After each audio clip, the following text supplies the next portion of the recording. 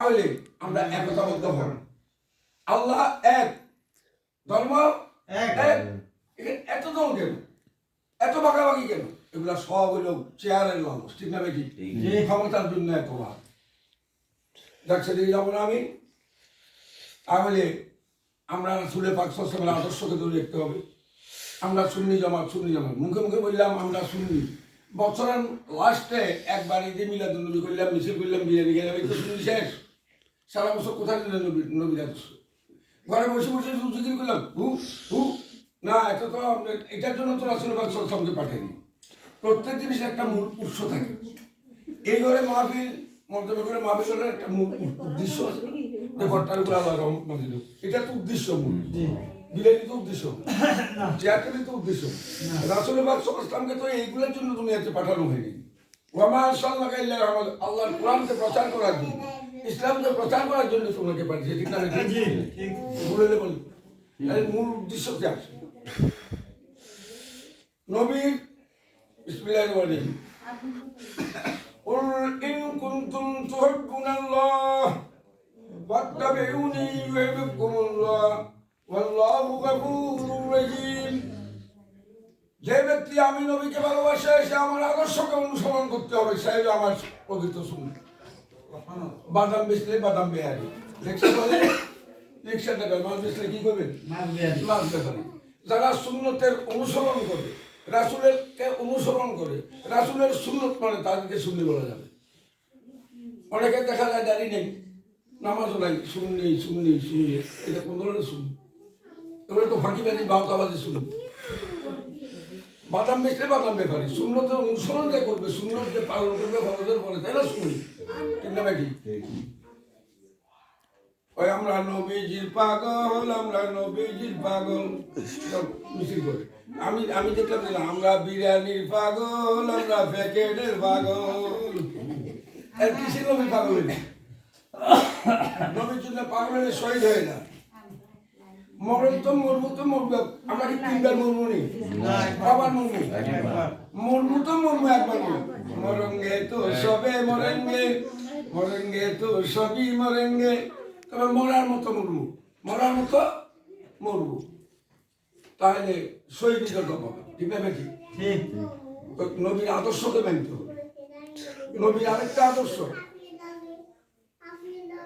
কোন স্বামী যদি বলে স্ত্রীকে এই গেট আউট, বাইরে চলে যা বা ডিভোর্স করে দে, এরপরে কি স্বামী বুঝলে বিরক্তি পারবে? থাকতে পারবে স্বামী করে নদীর পারবে না। রাসূলের পাক সাল্লাল্লাহু আলাইহি ওয়াসাল্লাম বলতেছেন,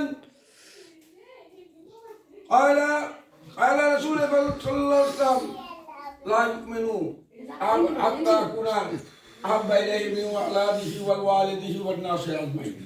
যে ব্যক্তি আমাকে ছেলে থেকে, ওয়ালেদ মা বাপ থেকে, জায়গা জমিন থেকে, নিজের রূহ থেকে বেশি ভালো না বাসবে, আমি তার জন্য সুপারিশ করবো না। তাহলে বলেন আমরা কিভাবে ব্যর্থ যাবো? আমাকে উত্তর দেন। দয়াল নবীজির রিকোয়েস্ট ছাড়া, রিকমেন্ডেশন ছাড়া, সুপারিশ ছাড়া কোন নবী, কোন অলি, কোন মানুষ কেউ ব্যর্থ যেতে পারবে না, ঠিক না বেশি? তাই উনি বলতে আমি সুপারিশ করবো না যদি আমাকে বেশি ভালো না বাসে, আমাকে কিন্তু বেশি ভালো না বাসে। তাহলে ওনার অনুসরণ, ওনার জন্য জানপ্রাণ দিতে হবে। উনি বলতেছে আমি ওই লোককে বাদ দিয়েছি, এখান থেকে মাহফিল থেকে যদি একজনকে বাদ দিয়ে দেন, উঠাই দেন, সে কি আর প্যাকেট পাবে? পাবে না, জি না, পাবে না। কেন? সে বাদ। রাসূল পাক সাল্লাল্লাহু আলাইহি ওয়াসাল্লাম বলছেন, যে ব্যক্তি ছোটদেরকে আদর করে না, বড়দেরকে রেসপেক্ট করে না, আসসালামু আলাইকুম বা সম্মান করে না, সে আজ থেকে আমার উম্মত থেকে বাইরে হয়েছে। মাথায় টুপি দিলাম, নামাজ পড়লাম, রোজা রাখলাম, কাজ হবে কি? ইন্না সালাতা তানহা আনিল ফাহশাই ওয়াল মুনকার ওয়াল বাগয়। নিশ্চয় যারা নামাজ পড়ে তারা মিথ্যা বলতে পারবে না, যারা নামাজ পড়ে তারা হিংসা করতে পারবে না, যারা নামাজ পড়ে সাজওয়ানে বসে মেয়ের মানুষের গীবত করতে পারবে না। যদি করে মনে করবে যে তাদের নামাজ রোজা হচ্ছে না। কি বলেন? নামাজ রোজা হচ্ছে না। কে বলতেছে? আমি না, কোরআন বলতেছে। ইন্না সালাতা তানহা আনিল ফাহশাই ওয়াল মুনকার। নামাজ পড়েছে, লোক দেখানো, আরে এটা তাজ্জুদ হচ্ছে রে ভাই, এটা তাজ্জুদ হচ্ছে কত কষ্ট হচ্ছে। তুই তাজ্জুদ হচ্ছে কাজের গোপন জিনিস, তাজ্জুদ কি মানুষের বলা যাবে? বলা যাবে না। গোপন ইবাদত আল্লাহর কাছে বেশি প্রিয়, কর না ঠিক না বেশি? গোপন ইবাদত আল্লাহর কাছে বেশি প্রিয়। যেমন মনে করেন আপনি এখানে কেউ নাই, কেমন একটা মহিলা আছে রুমের মধ্যে একা, আর আপনি আছেন কয়জন? এখানে গোপন না, আর তো কেউ নাই, দরজা বন্ধ। এখন যদি আপনি কোন যে আমি এই মহিলার দিকে তাকাবো না, আমার আল্লাহ তো দেখতেছে, এটা হলো আল্লাহর ভয়, ঠিক না বেশি? সালা দুনিয়া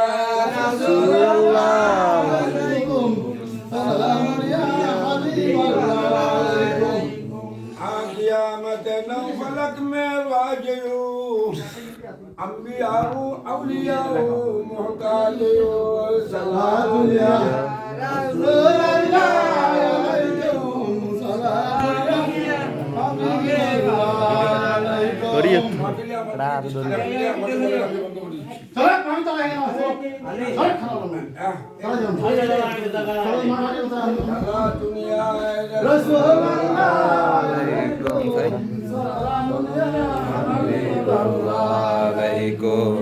এখানে আমার কোনো আদবের দরকার নাই, এখানে মাহফিলের আদব রক্ষা করতে হবে, কারণ এখানে 70,000 ফেরেশতা, এই 70,000 ফেরেশতা এখানে আছে, ঠিক না বেশি? যখন আল্লাহ রাসূলের কোনো আলাপ হয়, যখন আল্লাহর হাবিবের কোনো আলাপ হয়, মাহফিল হয়, সেখানে আপনার মাথা হচ্ছে আসমান পর্যন্ত একজন একজন করে 70,000 ফেরেশতা থাকে।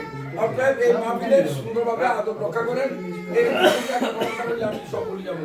সালাত দুনিয়া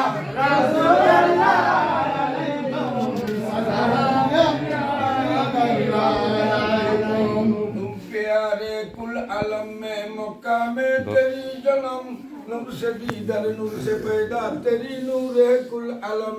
सलाम दुनिया रसूल अल्लाह अलैकुम सलाम या हबीब अल्लाह।